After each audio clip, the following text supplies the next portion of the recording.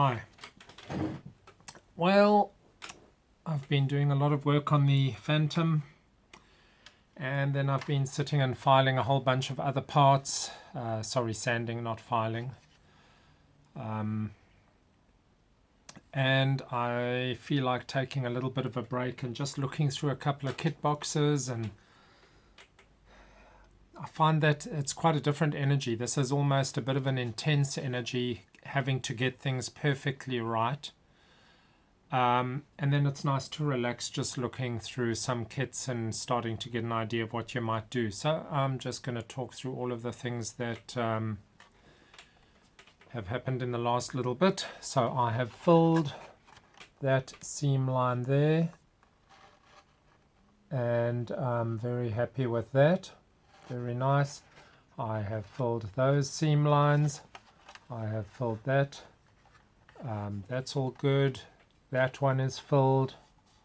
I've put on that door, and I needed to put in some plastic card on either side because it was not a good fit, including some bracing bulk plastic on the inside to seat against, so you won't push that through. So that's all done nicely.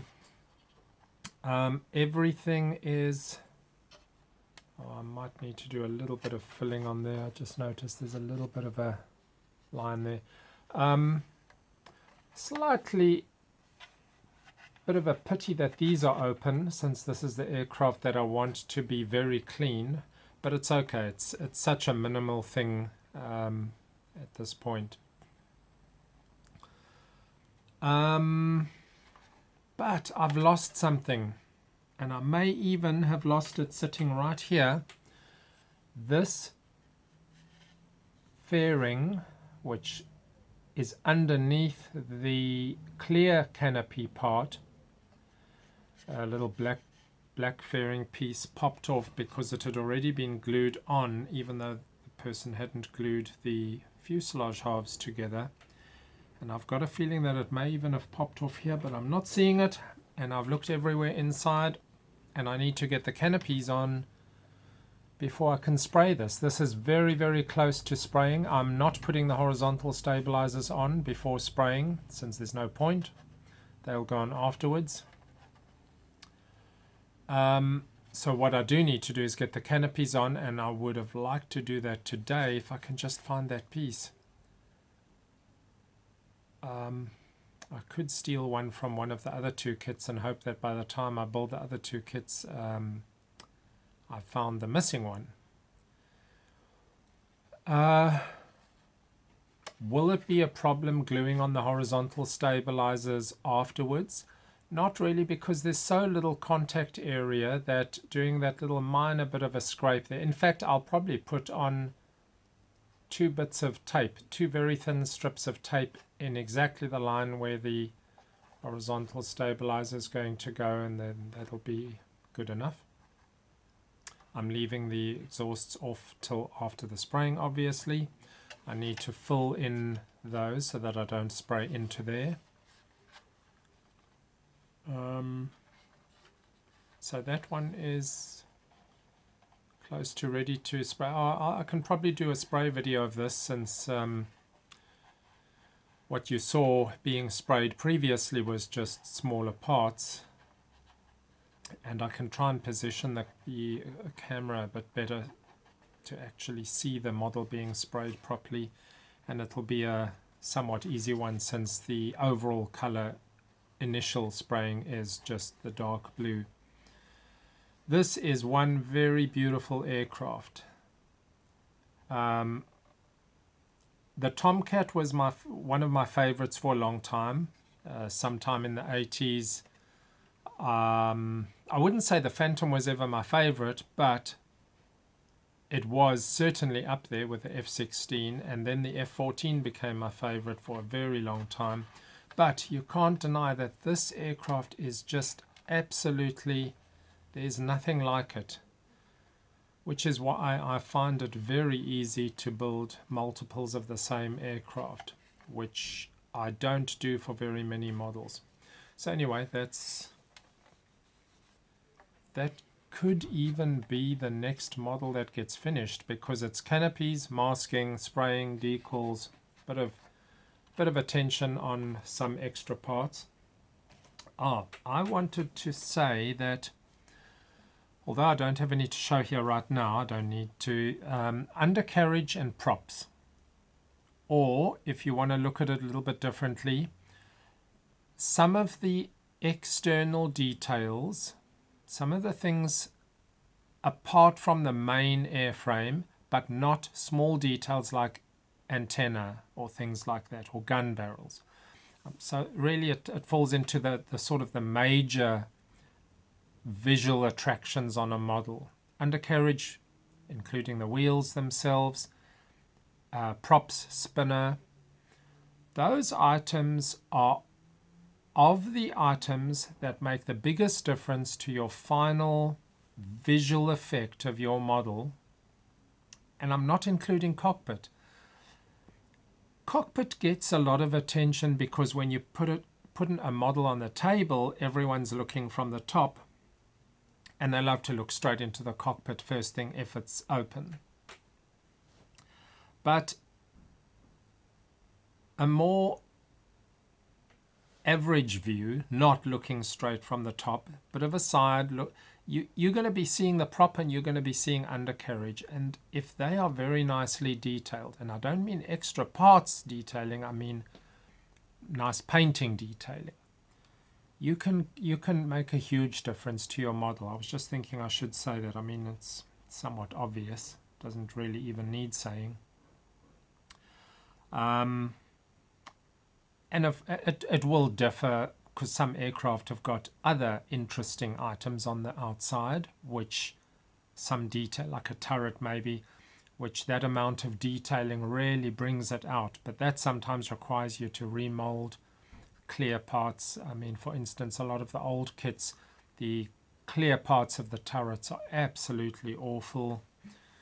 So you'd need vac form parts and so on. But if you give some nice detailing in there. But the items that I'm talking about primarily are those that don't need looking into or through something. The undercarriage is just visible, undercarriage doors, inside of undercarriage doors, and props.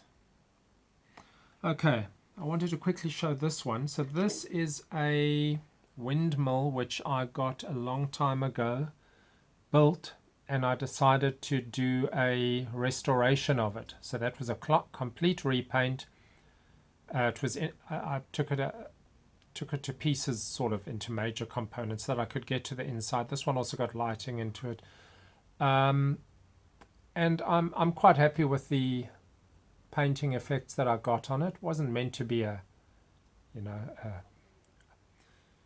competition model or anything, but the vanes were so brittle that there was no saving them. So I then took the layout from the remaining bits of vanes that I had and measured them and drew them up in software and then 3D printed them. So that's 4 vanes with a little center hub piece, and they just get glued in there. And then just with tissue, some sort of material, very, very, very thin material, I made those and just weathered it nicely, and that makes a very, very nice finish on this. It doesn't have a motor to turn the vanes or anything, but just something different. It's not every day you model a windmill.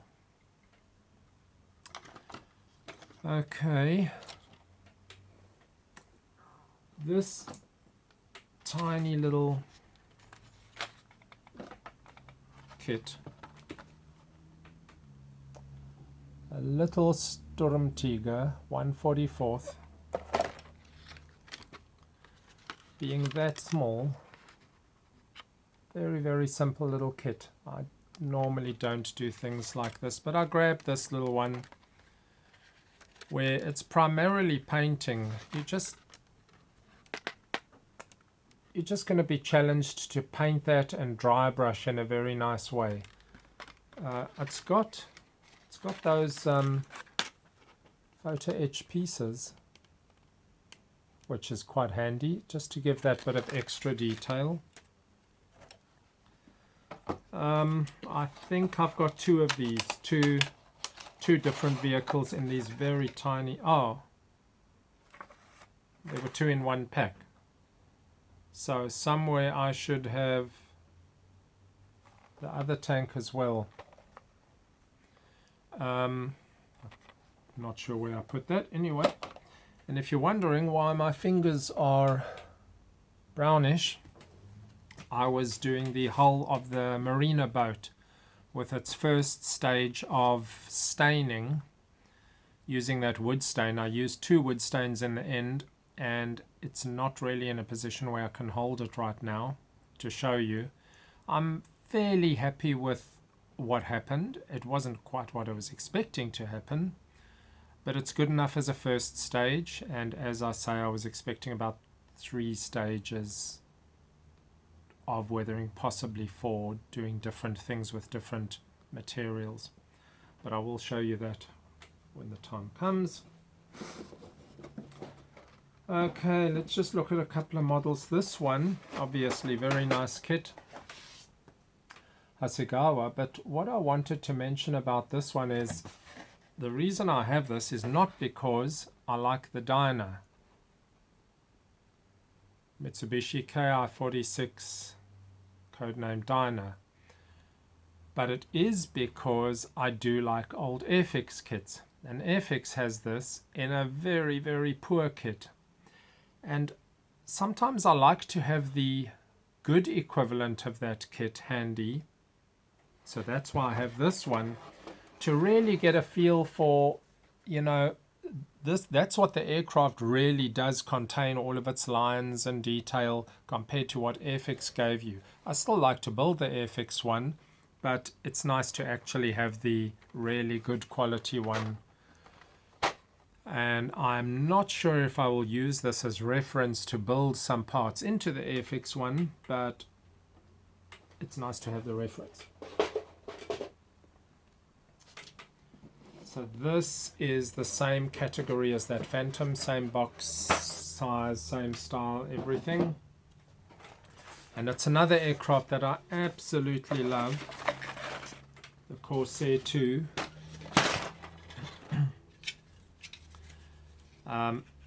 Not as big as the Phantom,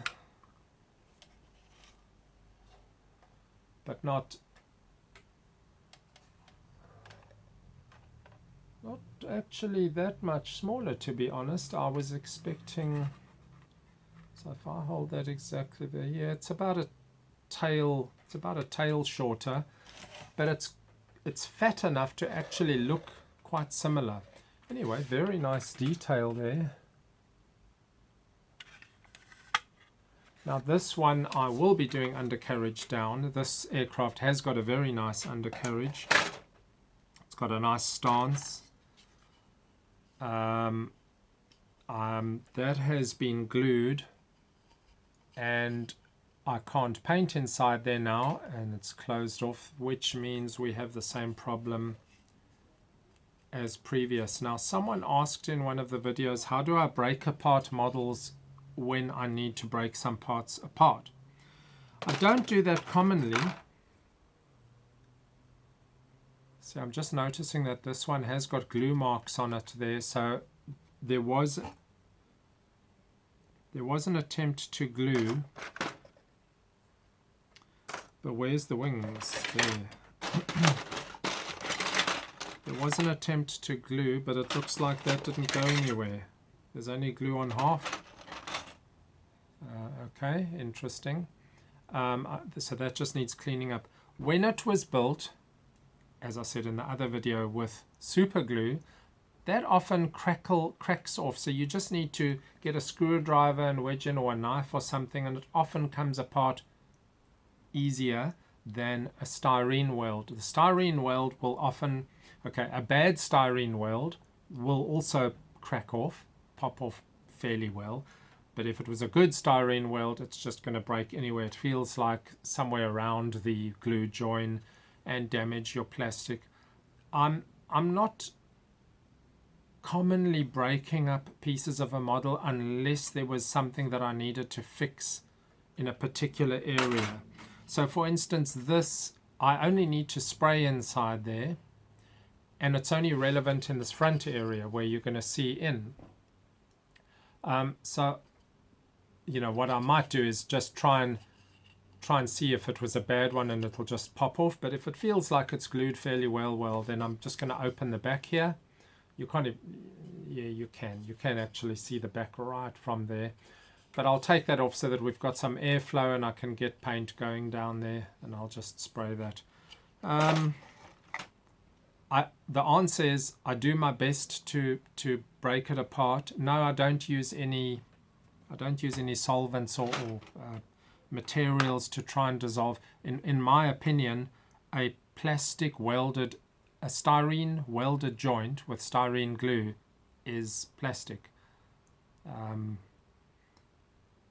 Your best bet is just to put the knife in there and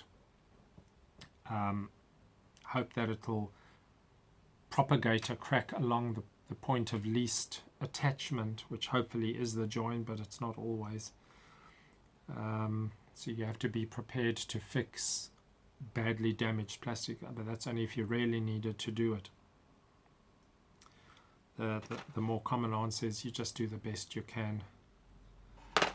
Very, very nice model.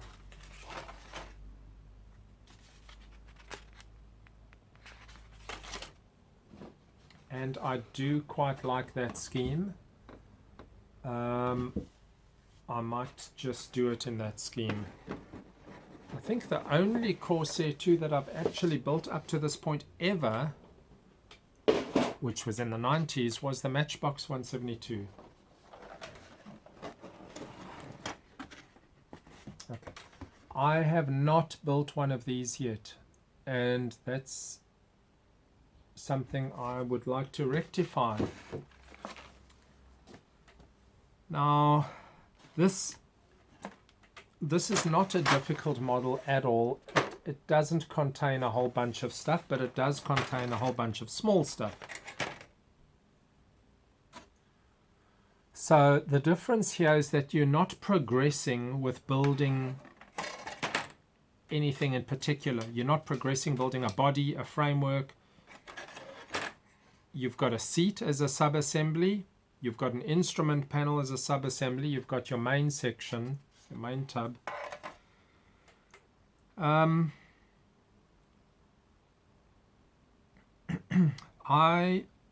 keen to actually start doing something like this.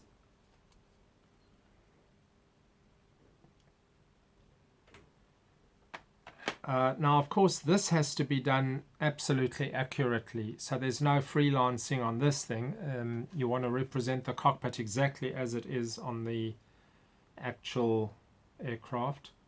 Since it's all you have, you're building the cockpit. Well, it's not a full cockpit. Or is it? Does it have the backing? Might be missing a few things, but it's the most of the cockpit. A lot of independent painting of parts, a lot of weathering of independent parts before they get glued on, which means a lot of planning on glue joints. So rather than just painting blindly and gluing everything with super glue, which I don't want to do, it does mean pre-planning so that when you paint, you're not painting over into the holes or into the slots where things should join into. I might start planning to at least start a little bit on this. Very nice. Now the instruments, in this case, all individual on there, and this is 1/12 scale.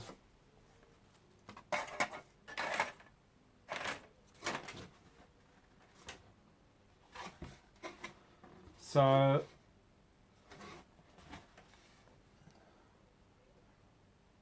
I think that'll look very nice on the display shelf.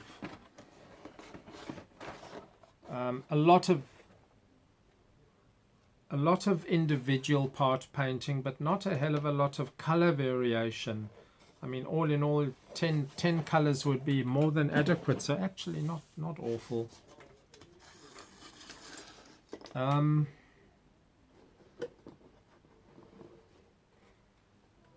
This car, very, very nice looking.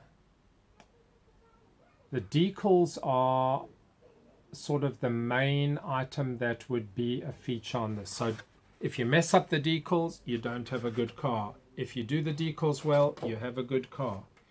It's got a very nice body.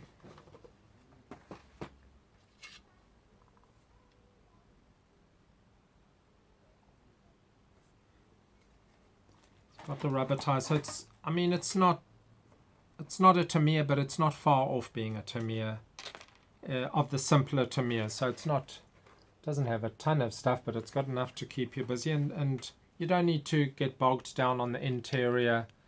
You can do a fairly simple interior, just very nice decals.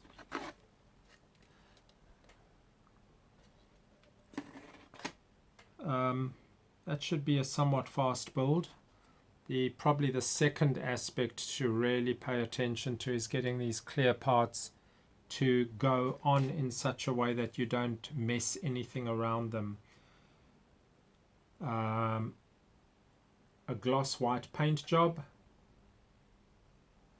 There's a gloss black tail. I think, okay, yeah, there's a couple of gloss black pieces. So gloss white, gloss black, decals. Now notice the political correctness with the blanking out of the product that is the sponsor of this. And I'm wondering what they show on the decals now. Yeah, okay, so the decals have at least got it. I do find that political correctness weird. Not showing stuff on the box art. Okay, well, that's a look at a couple of models, and that's sort of, you know, often the problem that I've got. There are so many models which individually don't look like a hell of a lot of work. You could easily address this one in about the same time that I was dealing with the Phantom, I guess, maybe slightly longer. There's a lot of decals on here. But cumulatively, all of the little projects add up, and I only get to what I get to. And despite me planning fairly well with my system, the end result is that I will mostly grab the next project as I feel. So after this one, I am still quite keen. When you're on a roll with something, it is quite nice to continue that roll, to make progress on the next Phantom. And the things that I'll be doing is taking the Arista hook off, and opening up the intake so that you don't have those blank offs to look at. Now I do want to say that, you see, if you look into the exhausts, what you're seeing is that horizontal bracing panel for the fuselage join, which didn't really need to be there. So if you wanted to do a little bit of an improvement on not looking into a fairly close engine end, if you wanted to recess a little bit of detail, that would be something to take off. I'll decide on that. It is interesting to note this anhedral on the trailing edge of the Phantom. Now I'm not sure if that's, I'd have to research whether that is actually accurate. So it looks like leading edges are horizontal. I don't think there's any anhedral on the leading edge.